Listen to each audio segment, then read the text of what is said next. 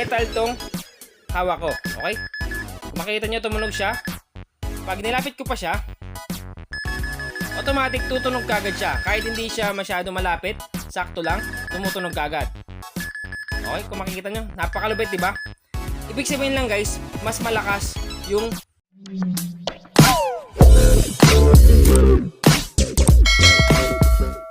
So yun guys, bago tayo magsimula sa mga bagong pasok sa aking channel, ako nga po pala si Mindtech PH, gumagawa ako ng content regarding sa APN, pampabilis at pampalakas ng internet connection, at nag-update din ako tungkol sa mga tricks and tips. So kung gusto niyo yung content ko, don't forget to click subscribe button sa baba ng video na to, at i-click mo na rin yung notification bell para lagi kayong updated sa mga bago kong uploads. Magsimula na tayo. Ngayon guys, may ituturo ako sa inyong napakalupit talaga na tricks kasi nga kaya niya i-determine yung bagay kung malakas ba yung electromagnetic wave. So pag sinabing electromagnetic wave, nakukuha natin yon sa metal at sa magnet. Gamit lamang guys yung application, kaya natin i-trace kung ang isang bagay ba is metal or ang isang bagay is merong magnet. So napakalupit ito guys, kaya kung excited na kayo malaman kung paano gawin, tapusin niyo yung video at sundan nyo yung ituturo ko sa inyo. Una natin gagawin guys, punta tayo sa Play Store. Click natin tong Play Store. Then, punta tayo sa search engine ng Play Store.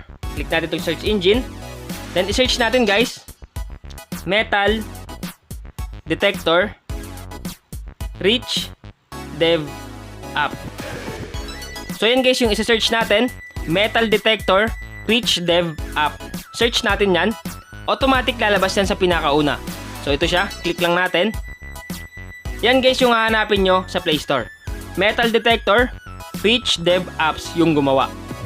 Kung makikita nyo guys, mayroon na siyang 100k plus downloads, 4.4 stars, 4k reviews. Kung makikita nyo guys yung ratings niya, meron siyang 4.4. So talagang malupit siya kasi marami yung nagre-rate sa kanya. Ibig sabihin lang guys, legit siya. At kung magbabasa kayo ng mga comments and reviews, halos puro positive comments yung mababasa nyo dito. Katibayan lang yan guys na talagang satisfied yung nagda-download nitong application. So ang una natin gagawin guys, i-download muna natin at install yung application. Pag na-download na natin at na-install, punta tayo dun sa application para ma-explain ko sa inyo kung ano yung dapat gawin. Click lang natin tong application na Metal Detector. Click lang natin. Pag click mo yung application, ito yung bubungad sa'yo. Nakalagay dito, Metal Detector, Start Detection, Tips and Tricks, and More Apps. So ang gagawin natin guys, i-click natin tong Start Detection. Sa Start Detection guys, meron diyang 4 na category. Una, yung Detect Metal by Meter View. Sunod, Detect Metal by Sensor Value. Then Detect Metal Digital View. And last but not the least, Detect Metal Graph View. So nagkakaiba lang sila sa view. Kasi merong Meter View, Sensor Value, Digital View, and Graph View. Pero isa lang yung layunin nila na i-detect yung isang bagay kung metal ba or merong magnet. Kasi nga, nababasa nila yung electromagnetic wave. Ngayon guys, hindi lahat ng cellphone is merong magnetic sensor. Swerte nyo na lang kung ang cellphone nyo or yung Android na hawak nyong cellphone is merong magnetic sensor. Kasi nga, matitrace niya kung ang isang bagay is metal ba or merong magnet. So mas maganda pa rin guys na subukan nyo para malaman nyo kung compatible yung device nyong hawak ngayon. Kaya niya ba i-trace yung isang bagay kung metal ba or merong magnet. So ngayon guys, may ginawa ako ditong video na ipapakita ko sa inyo kung paano ko ginawa at paano ko dinetect ang isang bagay kung metal ba or merong magnet. Panoorin nyo to. So yun guys, ituturo ko sa inyo kung paano gamitin itong metal detector na application sa Play Store. So halimbawa, na-open nyo na yung application. Kung makikita nyo sa screen, nakalagay yung metal detector, Start Detection. Click natin yung Start Detection. Click natin. So ngayon, susubukan muna natin yung Detect Metal by Meter View. Click natin yan. So yan guys, yan yung makikita nyo. Nakalagay sa taas, Move Phone Near Suspected Device.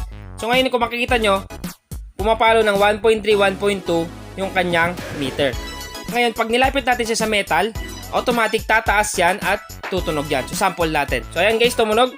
Ibig sabihin guys, metal tong hawak ko. Okay? Makita nyo tumunog siya, ilapit nyo lang siya ng mga 1 to 2 inch. Automatic tumutunog siya. Okay? So ito ay isang metal. Sunod guys, meron pa ako ditong maliit na tubo, kaputol na tubo na bakal. Ilapit din natin. Nung nilapit ko na siya, tumunog na siya. So ibig sabihin guys, kaya niya i-trace talaga yung mga gamit na merong electromagnetic wave tulad ng metal. Pero hindi lang metal yung merong electromagnetic wave, mas malakas yung electromagnetic wave guys ng mga magnet. So for example guys, meron ako ditong speaker. Kung makikita nyo, 4.6 kagad. Hindi ko pa naman siya nilalapit. Pag nilapit ko pa siya, automatic tutunog kagad siya. Kahit hindi siya masyado malapit, sakto lang, tumutunog kagad. Okay, kung makikita nyo, napakalupit, di ba?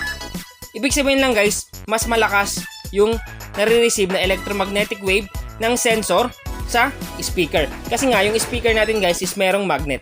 Mas malakas yung electromagnetic wave ng magnet kumpara sa metal. Kasi sa metal, kailangan pa natin itutok. Kung makita nyo, kailangan pa natin ilapit na mabuti para tumunog siya. Okay? Diba?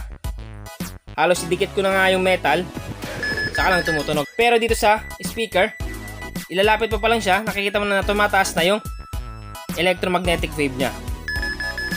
Lalo pa pag nilapit natin, subukan natin ilapit. So, ilapit natin.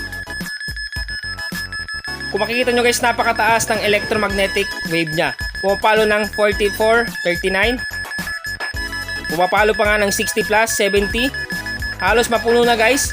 Itong application na to is napakalupit. Kaya niyang i-trace yung mga bagay na merong electromagnetic waves tulad ng metal, mga bakal, mga cellphone. Kahit cellphone din guys. Pag tinutok nyo yung cellphone dito, yung speaker, tutunog din siya kasi nga yung speaker is merong electromagnetic wave kasi nga magnet yun. Basta lahat ng magnet, mas malakas yung electromagnetic wave kaysa sa metal. Pero ang importante dun guys, matitrace nyo kung metal ba yung isang bagay or magnet. Pag metal at magnet is tutunog siya. Try naman natin yung iba. Back lang natin. Try natin tong detect metal by sensor. Okay, so click natin. So parang nagkakaiba lang siya kung paano yung pagsukat ng electromagnetic wave niya. Pero same lang sila na nakaka-detect ng electromagnetic wave. So subukan natin ilapit yung metal. Ilapit natin yung metal sa cellphone. Guys, hindi lahat ng cellphone is merong magnetic sensor. Pag walang magnetic sensor guys, automatic hindi gagana itong application sa inyong cellphone. Pero try nyo pa rin guys, mag-download kayo sa Play Store, i-download nyo itong metal detector, then subukan nyo, kumuha kayo ng metal, cellphone, or kahit anong bagay na merong magnet or metal para makita nyo kung madedetect nyo talaga at tutunog siya. At pag hindi nyo na-detect guys, hindi compatible ang inyong cellphone. Pero kung compatible, mas maganda kasi nga, madedetermine nyo na kung ang bagay nyo is metal ba or magnet. Mas tutunog siya pag may magnet kasi malakas yung electromagnetic wave sa magnet. Malalaman niya kung ang isang bagay is metal. So yun nga guys yung tricks na gagawin natin para ma-detect natin yung isang bagay kung metal ba or may magnet. Sa pamamagitan ng application na to, nalalaman niya at nasusukat niya yung electromagnetic wave na taglay ng isang metal or magnet. Sa tulong ng application na to, kaya na natin i-trace yung mga bagay sa bahay natin kung metal ba or hindi. So sana guys nakatulong tong vlog ko ngayon. Once again naman, Mindtech PH, thank you and God bless all.